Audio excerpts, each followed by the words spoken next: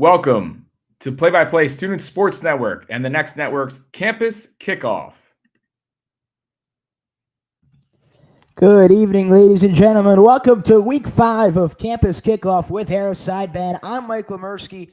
We are live previewing all of the anticipated Week 5 matchups, recapping a lot of the big Week 4 matchups, and going over our top 25. Harris and I's individual top 25 and the AP top 25. We'll go over our game of the week this week, which we have the same one. We'll be talking about that game for a long time. Won't be hard to guess, but we'll get there. We're going to each give an upset and then an off-topic point at the end, and then we'll wrap things up. But this should be a very fun show, so I appreciate all of you tuning in. And Harris, happy Alabama-Georgia week. Happy Alabama-Georgia week, Michael, to you as well. I'm pumped. I can't wait. It's all I'm thinking about every night, every day, every second of the day. I'm just waiting for that moment I step in on the grounds of Tuscaloosa for that game. Yeah, I'll be there a couple days actually before you will be, and I'm also very excited. Harris and I will be watching the game together in the stadium, and I'm pumped. It's my first game. It's my first non-Maryland college football game, and it's like Maryland. The Big Ten doesn't. The Big Ten has good atmospheres. Maryland's not one of them, and the SEC has like top tier. Like I've been to a lot of NFL games, and I've been to like NFL playoff games, and I've been to Ravens games where the fans are screaming their head off, and the Ravens have a good atmosphere.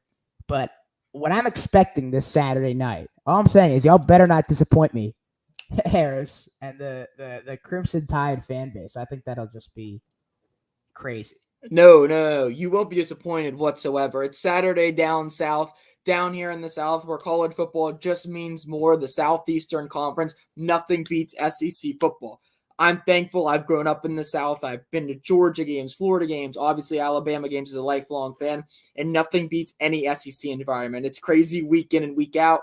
This weekend is going to be one of the craziest atmospheres in the history of college football. Last year, I went to Alabama versus Texas, which people said was the best atmosphere college football had seen in a game going in there in years. It was a team that was joining the SEC the following year, was going into Tuscaloosa on the road to play Nick Saban in what was Nick Saban's final season as the Alabama head coach. And I expect this game to be that and way more. I also expect Alabama to actually come out on top in this game, which they didn't in the Texas game.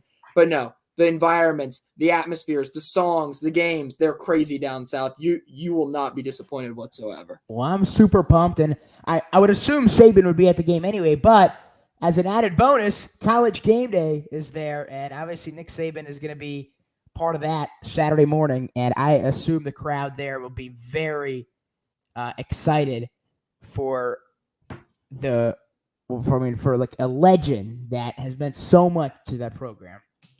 Coming back there. Anyway, let's get things going. Yeah. Well, we got plenty of time to talk about Alabama. We'll have plenty of time to talk about that game. Yeah. Trust me, I'm ready. Absolutely. Little later on in the show, we'll get to that. For now, let's head over to Rankings Review. It is time for the guys' Rankings Review. All right. So, as you look through, we got the AP top 25 this week. New AP, but same top 3 here, top 4, and Alabama and Georgia, as we mentioned, 4 versus 2. But you go down the line here, and we'll be able to each show our own top 25 here in a second. But some big teams to look at here, starting at the bottom. 22-23, BYU and Kansas State played last week. That was one of the games I said watch out for as an upset. That wasn't my official upset, so I'm not going to take too much credit for it, but I did. If you go back and look, I did say it. And BYU is ranked this week and ranked ahead of Kansas State. How about Harris, number 6 Tennessee, going into Norman and not only beating Oklahoma significantly, Jackson Arnold, Oklahoma's quarterback, who was like the next big thing, was a sophomore. He's starting his first season fully under the helm. He came in for the bowl game last year after Dylan Gabriel was there, threw for whatever it was 384 yards, whatever. They brought him in. I didn't even think he played that bad of a half, honestly. and then they took him out at the end of the second quarter, and they brought in their freshman, Michael Hawkins Jr., and he is going to start this week. And Oklahoma has a really hard schedule looking down the line. And, I was calling that game on Saturday night, and Josh Berman, who I do the games with, he asked me, like, did you learn more about Tennessee today or about Oklahoma? And I said, Oklahoma, because I knew Tennessee was good. I knew Tennessee's defense doesn't give up a lot of points. I knew Tennessee's offense can score a lot of points, and I'm very confident that Tennessee is a very good team. And they, by the way, have Alabama in a couple weeks, the week that Georgia and Texas play, which would be like an insane week. But you'll see my top 25 in a couple minutes here, and you won't see Oklahoma in it. And there it is. I do not have Oklahoma in the top 25. I think they've completely fallen out. I don't see, watching Michael Hawkins in that one. First of all, I don't know why they benched Jackson Arnold. I don't know why they're not playing Jackson Arnold. It's been 3 games they've played this year, so I don't get it. Harris, what about you? What do you think about that? No, and I agree with you 100% on this, because Tennessee didn't impress anybody. They put up 25 points. They won by 10, but it was really because Oklahoma couldn't move the football. Tennessee didn't score for a minute. The first half of that football game was pretty slow, and they took out Jackson Arnold, which to me is a mistake. The guy's a 5-star. He's going to take some time. It's his first season as a starter. They're going to bring in Michael Hawkins, a 3-star high school recruit, to expect him to turn the program around like Caleb Williams did. It's nowhere near that situation. You got to let Jackson Arnold settle in. Now, do I think Oklahoma's a top 25 team in the country? Yes. But do I think they should be ranked or impressed anybody last week? I don't know. I have them in my top 25. I have them sitting at 20. I think that's a pretty comfortable spot for them. But they didn't impress anybody, but neither really did Tennessee. The game wasn't super high scoring. It was 25-15. And Tennessee really was just scoring points off Oklahoma mistakes. It was a badly coached game by Brett Venables. It just really wasn't a good game. It was a pretty boring game to watch. And starting Michael Hawkins this week is just, in my opinion, not the move to do. You have a 5-star, a guy that you brought into your program that looked pretty solid in the bowl game besides a few picks he threw. But the kid's got arm talent. Michael Hawkins, I don't know if the kid's got arm talent, because really some people are saying Michael Hawkins is different. But when I watched that game, he was no better than Jackson Arnold. He can run. He's a little faster. He's fast. I agree with that. I don't think he's better than Jackson Arnold in any means, though. Yeah.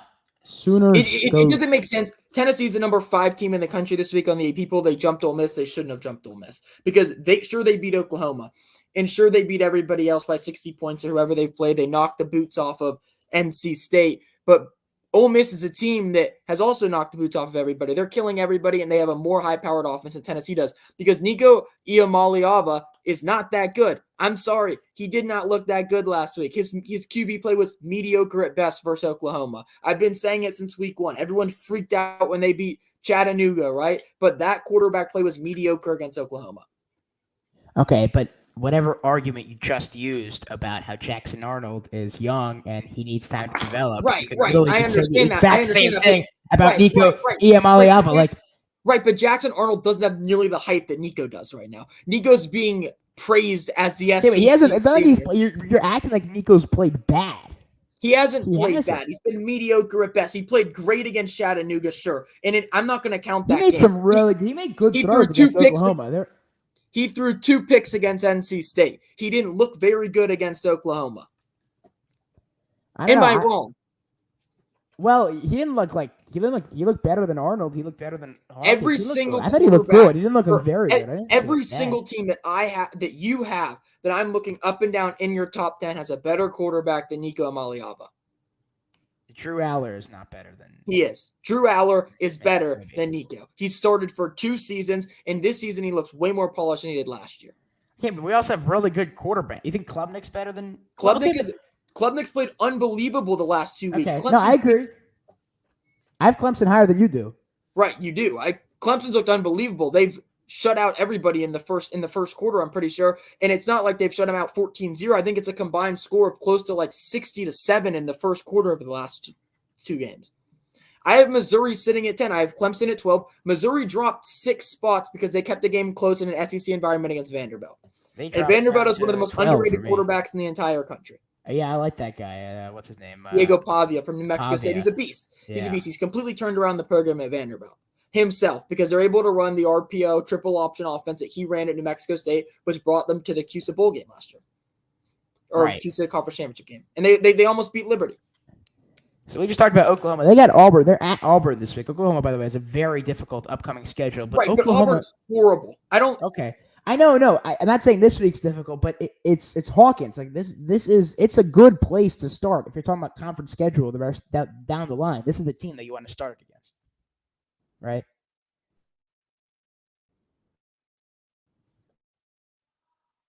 I don't know if I don't know if Harris's internet is bad. That could be on me. I don't know if that. Can you hear me? Hello? I can hear you. Hello? Okay, fine. Harris, you back? Can you hear me? Now I can, yes. Are we good? Yeah, you I'm good. hear- I'm here. can you hear me? Did the whole stream come out or was that just me? That was just you. Yeah, I can hear you. Did the whole stream cut or was it just on my end? That was just on your end. Michael? Yep. All right, I'll text you. Okay, anyway. Well, moving on. What I just said. Can y'all hear me? Oklahoma. I can hear We're you. Can you hear me? All right, we're good. Yeah, we're good. So, yes. Okay. Anyway, we're just talking. Sorry about that. We were just talking about Oklahoma. How about Oklahoma State losing to Utah this week? They got Kansas State. You have OK State at 21. You don't have Kansas State in your top 25. I have Oklahoma State at 24. I have it in front of me. And I don't have. I just lost the spot. Yeah, I have Oklahoma State at 24, and Oklahoma State, Kansas State. One of those two teams is going to stay in the top 25. I think that game's going to prove a lot too on Saturday. No, right. But Kansas State hasn't looked, or they look great against Arizona.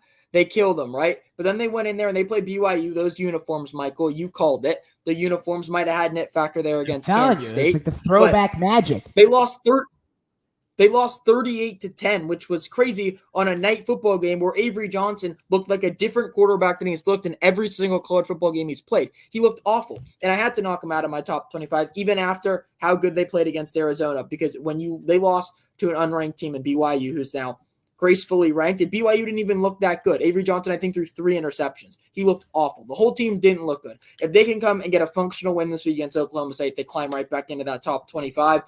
Chance to win the Big 12. But after that performance last week, they looked awful. And what about Oklahoma State after last week? It kind of goes both ways. I like Oklahoma State a lot. I don't know if they're better than Oklahoma, but they haven't done a lot of things to me that should have them out of the top 25. They lost, yeah, but they have a good quarterback who hasn't really looked bad in any game. And the whole team around him is pretty good. They got one of the best running backs in the country, in that backfield. So when you have a guy like that, a guy with the it factor, they should be A-okay.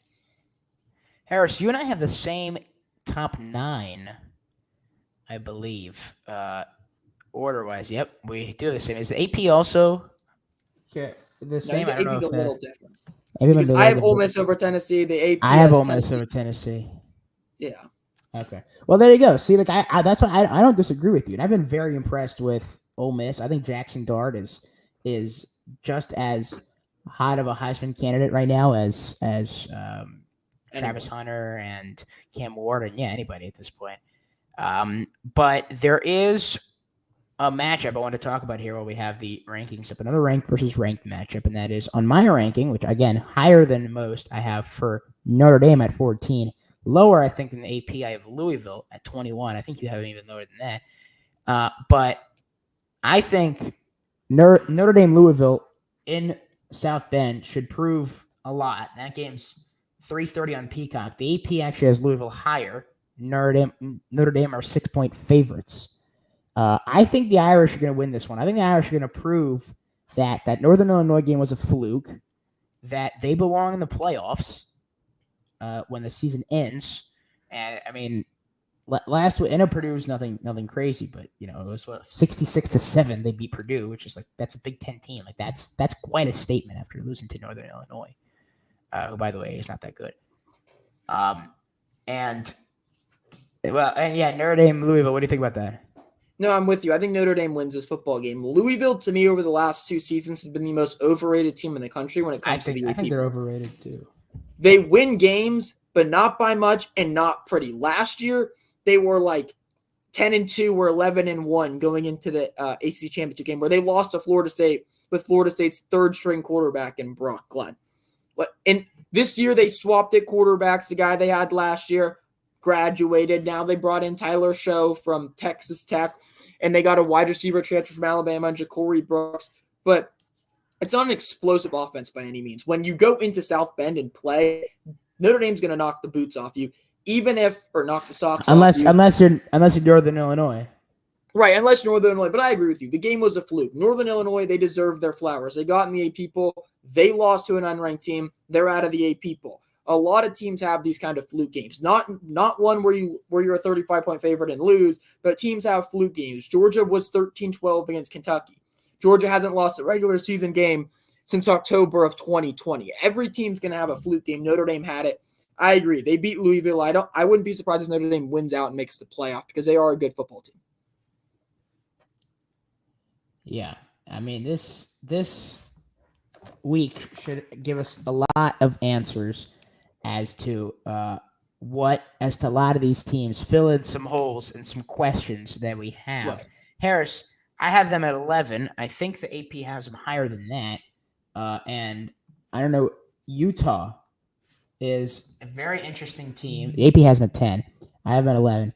They host Arizona on Saturday. And they lose. 10-15. You think they lose? Arizona's defense sucks, okay? They're not good, but the offense is really good. Yeah.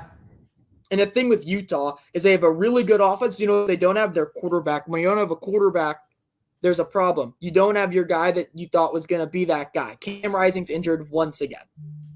Yeah, but they took care of Oklahoma State. I was actually really close. That was I had written that when I sent the upset pick in. I had written Arizona over Utah, and then I scratched that and put in my upset pick, which you all will see soon, which is probably a bigger upset. But I think I would think Arizona beats Utah too on Saturday, and it's the same time slot. I'm pretty sure as BYU. I don't know what the spread is. I'm sure it's close to double digits. 11.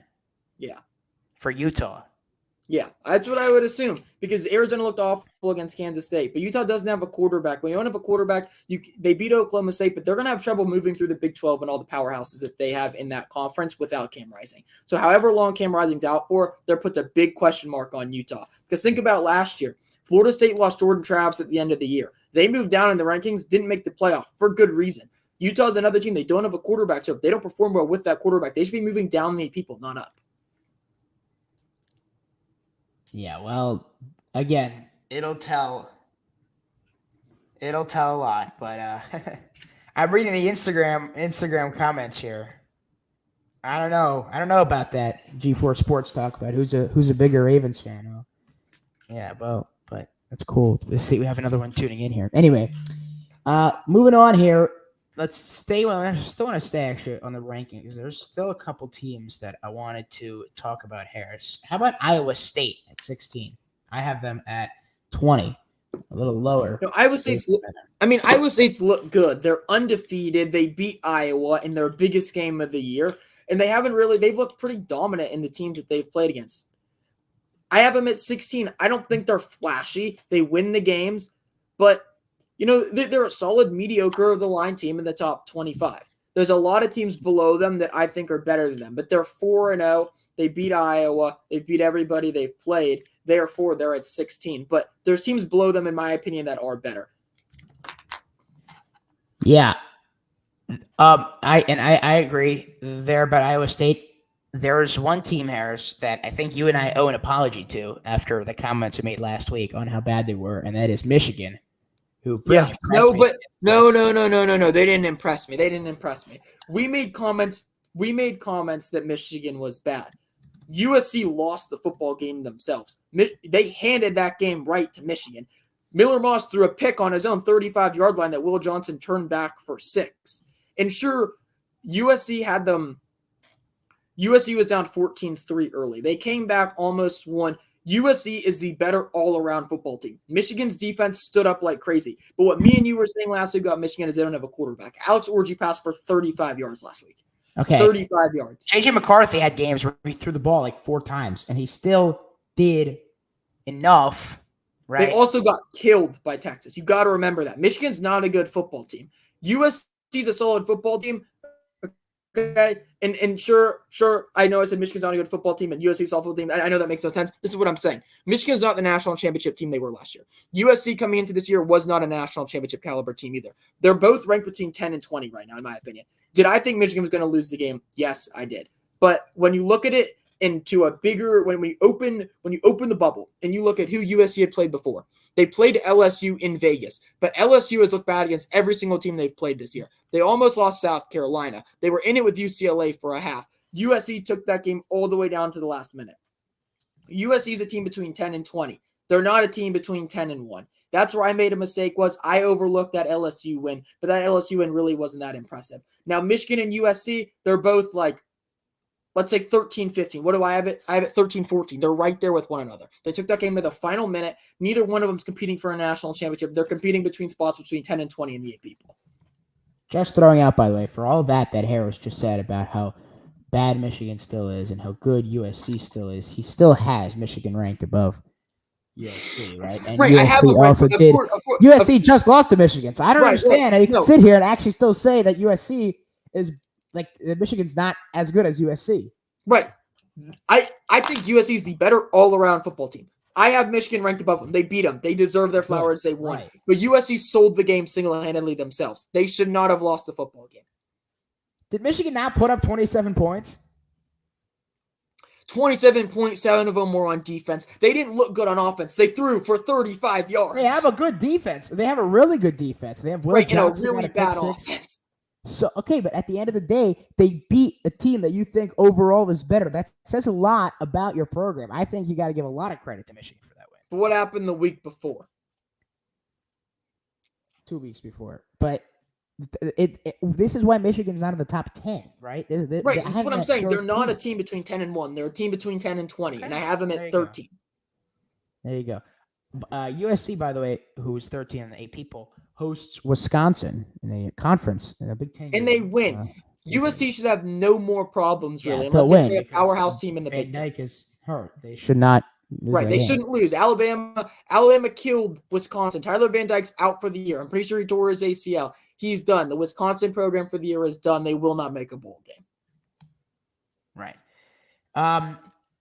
The bottom here, I have a group of 5 team. You have a group of 5 team. You got JMU. I got Boise State. I was considering, I put like an honorable mention. I didn't send it in, but I have like 3 schools that are almost made my rankings that barely didn't make them. And that is James Madison, who, we'll talk about James Madison in a second. UCF, who I think should get a shout out over there at UCF and KJ Jefferson. But I would watch out. I think UCF Colorado is a very interesting game this week on Saturday. That game was nuts, by the way.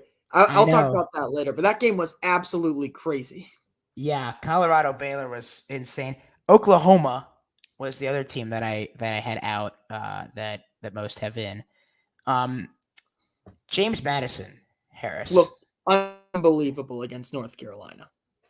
We talked about North Carolina last week. Remember I was saying how much I like Hampton and that team, and they put up 50 points and lost by 20 to James Madison University.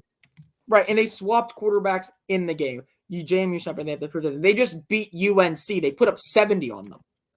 Well, I don't have him ranked. Harris does. He has him at 25. I got him ranked. I got Boise State. 70 points against a Power 5 UNC ACC front runner last year. And UNC was undefeated going into the game too. You guys got to remember, JMU last year was the best group of 5 school in the country until the final week of the season. Right. Got to remember that. They lost their coach. They lost their quarterback. They lost a lot. But that environment and that culture and that organization is still there, and they're still here to win. Yeah, I was actually in Harrisonburg in the summer, and I was on the field I went to the stadium. I was on the field there. I spent about a week there. I was there for a business trip, so I wasn't there to visit the school, but the stuff was at the school. But it's a nice town. Anyway, but that's not the point. But the thing is with JMU here, and Boise State, I think you can put group in the same place because offensively they got it. Defensively, they really don't. And you could see that Boise State gave up tons of points to Georgia Southern. They lost to Oregon. And I still have them in the top 25 because I still think that they're very good. I also think Liberty is a team that their game's been a little closer than I would have wanted up to this point, but It was still iffy. think Liberty last week was so iffy. They were down Yeah, 17-0 to ECU. They came back, won the game, but Harris ECU is lagging. is the I don't know if that. Okay, I think team. this is on Harris again, but I can't hear. They, Yeah. Okay. Anyway, He we're waiting on 17 Harris here. point lead He's to talking 8. about. The He's kind of there. He was talking about the ECU Liberty game last week, but there you Hello? go. Hello? Hello, can you hear me, Michael? I can hear you. Can you hear me? Yeah, sorry. I don't know what's going on with my Yeah, technical okay. difficulties tonight, guys. I had to switch computers earlier. The Wi-Fi's not working. That's We're in okay. a Can you hear me though? We're good though? You can hear me? Yeah. Yeah, I can hear you. Perfect. All right. Liberty, as you said, barely beat ECU, but this week they got a big test against the team you had going to the playoffs in the group of 5, and that was Appalachian State. That's Saturday, 3:30. That's in Boone. It's at App State. I can't talk. At App State, and that game I think will prove a lot for Liberty. Harris. It won't though, because App State's atrocious. That's got to be my worst take of the year so far. App State last year ending the season well on a high note. App State beats JMU. They lose in the Sun Belt Championship. They win their bowl game. They've got the best group of 5 quarterback in the country in Joey Aguilar, but they've looked atrocious. They got killed by Clemson. They got killed by South Alabama on Thursday night. Liberty should win this football game with ease because they're going into the Rock. They're playing in Boone, but how App State's looked over the last few weeks, any team could beat them. They're awful. They're not. I was trying to give them a little credit, because of how much you hyped them up in the offseason. You can't give them credit. That's on me. I made a bad pick. I was super high on that team going into the year, but they've done nothing but disappoint me. Right. Well, I think we've covered a lot of teams here in the top 25. I'm looking to see any other ones that stand out. Pitt is still 4-0. And I spoke about them last week, considering ranking them for this week. There is one game I want to mention, by the way, from last week, quickly before we move on, Harris. And that is, there's a fan, by the way. Did you turn a fan on, or because I hear a sound that was not there before? No, that's not me. Okay, that was it. Anyway, well, nonetheless, I said last week. Okay, that's fine. I said last week that Syracuse should be ranked. And you said, I forgot about Syracuse. Maybe they should have been ranked too. They got embarrassed Friday night by Stanford. And I was very disappointed when I saw that because I was talking about on the show how good they were and then and how they ranked, how they're top, maybe borderline top 20 team, how nobody's talking about them and how they beat Georgia Tech and they're really good. And Kyle McCord leads the country in passing yards, all this, just for them to lose to Stanford. Yeah, this is supposed to be Stanford's welcome to the ACC moment. Go to the JMA Wireless Dome and get stomped Friday night by Syracuse, and they go across the country on the road and beat them. Yeah, it was a rough performance, and I still think Syracuse is a really good football team, but losing to Stanford, it's hard. When Stanford, how they've been this year, they haven't been very good, and they're going to let up a loss like that. Don't rank Stanford. Do not rank Stanford. But I want to say, by the way, Coastal Carolina, that was my upset last week. Coastal Carolina over Virginia. I can't even think about Coastal Carolina as a good team for the rest of the year because they didn't beat Virginia. So now they're officially on my not good team mental list, right? Yeah. Anyway, all right, let's move on to the game of the week. It's now time for the game of the week. No surprises here. No. Not really. No surprises at all. If you were to ask any college football fan on what the game of the week is this week, it's obviously Alabama versus Georgia. Last week, maybe you could have had something. 2 weeks ago, maybe there was some debate there. In a couple of weeks, when we have those good games, Oregon, Ohio State, and later we have Alabama, Tennessee down the line. There's debate on what the game of the week is. Not this week. This week, it's Alabama hosting Georgia. First time they played in the regular season since 2020, which you were there, Harris, to see Alabama beat Georgia that week. You and I will both be there. We'll be there watching the game together in Tuscaloosa, Bryant-Denny Stadium, Saban Field at Bryant-Denny Stadium. At night, under the SEC spotlight, the whole red lights will be shining. World is going to be watching here.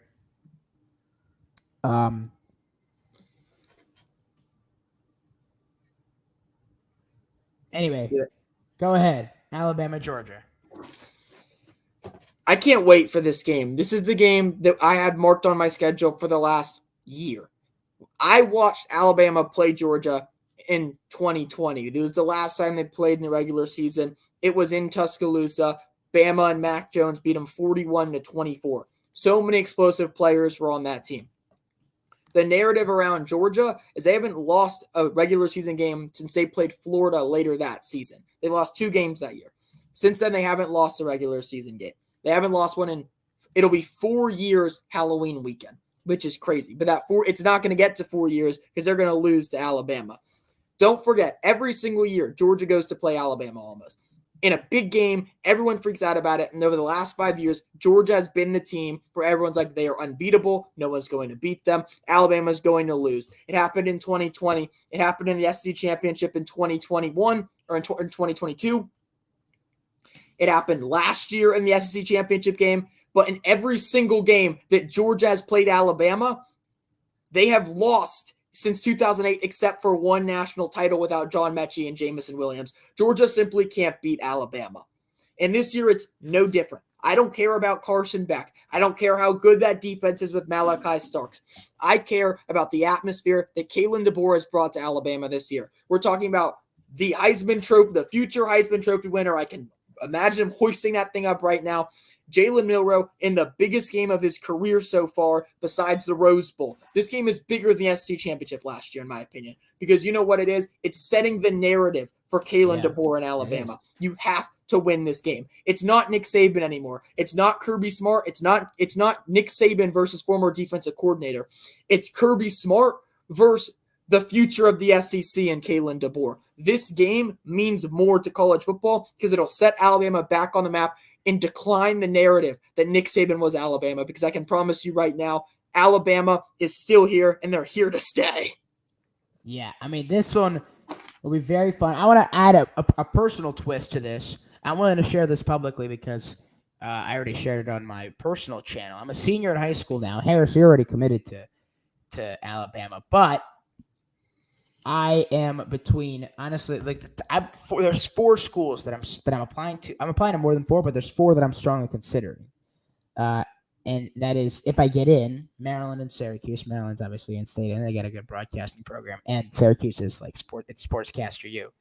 And then Towson, which is another local school here in Baltimore County. And then Alabama. Of those 4, Bama's the only one I've never been to. I spent 2 weeks at Syracuse. I've been to Towson a bunch of times. I've been in College Park, Maryland, 100 times. Never been to Tuscaloosa. This is like my recruiting visit. You know how they take the football players out for a game? So this is like that, except the football players don't have to pay $400 to get into the stadium. But this is like the first taste that I'm getting of the SEC. This week. Well, hold on. I have pamphlets in my backpack of Alabama something. Hold on. No, and I'm a senior in high school as well. There was one school that I wanted to go to. There it is, where legends are made. I grew up in the dynasty. I was born into the dynasty. I go to Tuscaloosa every single year, multiple times. Alabama's the place to be. There's no environment in college football like Tuscaloosa, Alabama. Do you want to be a legend? That's what Kalen DeBoer is saying to every single Alabama football player this week. Do you want to be marked in history as a legend? Do you want to be the first top 5 team win of my career as the head coach at Alabama? That's the narrative in Tuscaloosa right now. Because if Kalen DeBoer wins this game, he's 1-0 against the best coach in the country. He's 1-0 against top 5 teams at Alabama. And it shows that Alabama has never slowed down. I think I'm the only person in this city right now in Baltimore that, especially the only person that's going to the game on Sunday night, that is more hyped for a college football game this week than the Sunday night football game that the Ravens are hosting at night. Part of the reason is that I'm not actually going to that Sunday night football game as a fan. I'm working that game, so it's gonna be a little different. But I am super pumped for Alabama, Georgia. Just talking about on the field here for a second. Carson Beck is a little different, a little better than Stetson Bennett Harris. So how do you see the Alabama defense containing him? All I got to say is what happened in the SEC championship game last year. What happened? Alabama took care of business. Correct. They took care of business pretty easily. The game was close at the end. The score says it's a lot closer than that game really was. Alabama's offense wasn't that explosive in that game, but their defense was able to lock down Carson Beck. Jalen Milroe passed for like 110 yards the whole game. Can he pass for 110 yards and win on Saturday night? No. He has to throw for at least 165, 175, and a couple touchdowns to get the passing game going because Georgia has an incredible secondary. But to lock up Carson Beck, Bama has the tools to do it. They have the secondary that everyone thought was going to be bad this year, but they're not. They look great. Kane Womack from South Alabama has done a great job to show these guys in secondary that they can prove the naysayers wrong. Bama has the linebackers. They have the line. They have everything that they need to do it. Bama's going to win this football game, and it's going to shock a lot of people. But Alabama's going to win the game. Yeah. Collie Bear 242 to clarify what I said. I'm a spotter for Westwood One, so I'm helping out national radio. So I'll be in the broadcast booth for that game. But yeah, I'll be as a fan in Tuscaloosa at Bryant-Denny Stadium Saturday night. And yeah, no, with Jalen Miller, I agree with you about the passing yards thing. He's going to have to throw for more than what we would say 110. Yeah, I don't even know if he broke 100. It might have been like 96. It was in that like 95 to 110 range. Well, it was right there. Yeah, you have to throw the ball to beat a team like this. You have to move the ball. You can't have wasted drives to beat Georgia. Like last night, the Bengals and the Commanders played, and Washington, in order to overcome Cincinnati, I'm not saying Alabama needs to play like the Commanders did yesterday because that was, I think it's the best performance any team has had yet this season for in one game, aside from maybe the Saints against the Cowboys last week in the NFL. But the Commanders didn't punt and they didn't turn the ball over. And that is the kind of thing that Alabama needs to limit, the punts and the turnovers, if they want to beat Georgia. And that's the kind of thing Georgia needs to limit if they want to beat Alabama.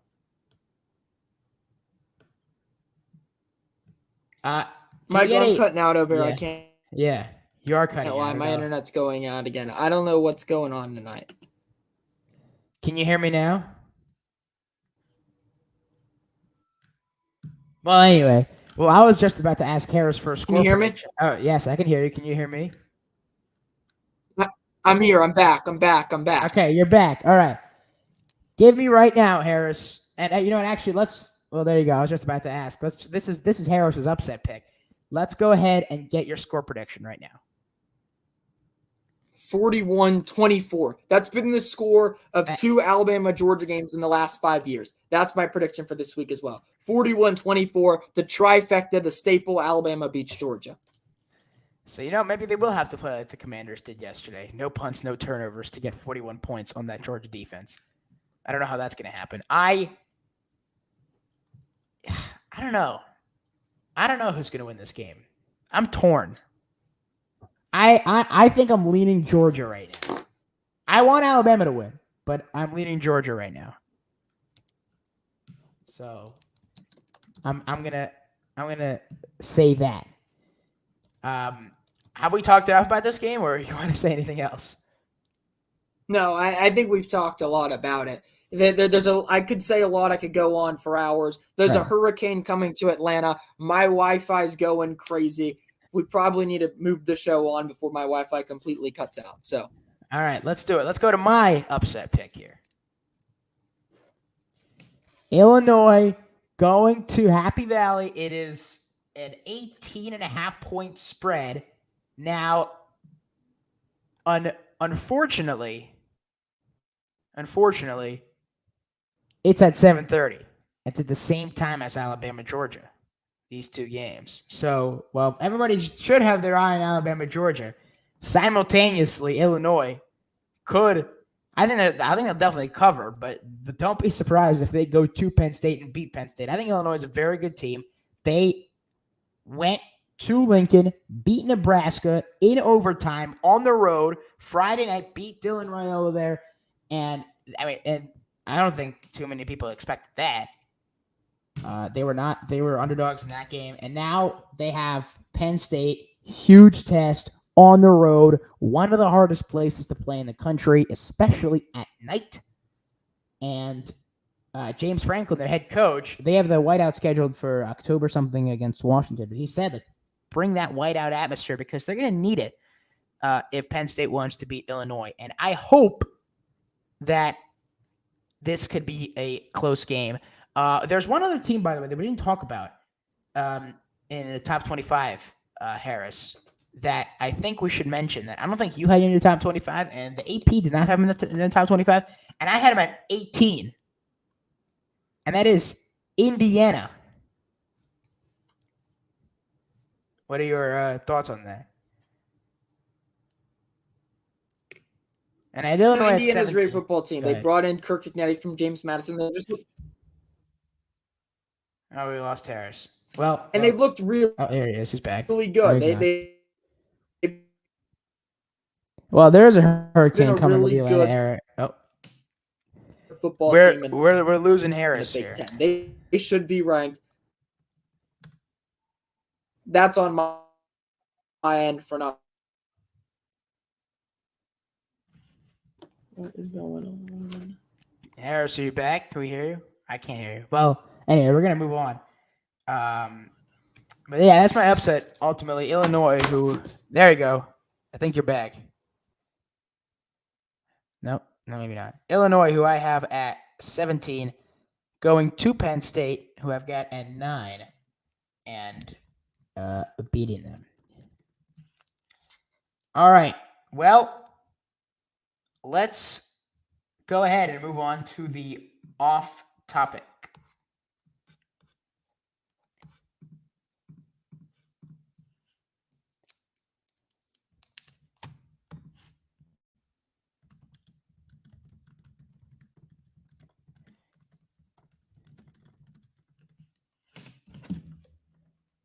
All right. Well, we're figuring out Harris's technical issue as we have our off topic here. So I'm gonna, you know what I'm gonna do? Actually, I'm gonna call Harris and try to just hold it out to the mic. I think that might be just the best idea there. Oh, there's Zeke. I see. He's gonna call on his phone. So. What? He's gonna call? He's gonna call on his phone. Yeah. Oh, yeah. He's just gonna go on his phone and connect. Yep. This is how the magic happens, by the way. That's Zeke, our producer. Shout out to him. Oh, there you go. The Wi-Fi has crashed, but we're here on my phone, so we're gonna make this work. Of course, we always do figure it out. Anyway, well, I was just starting my off topic here. I got the Illinois logo right there. You go.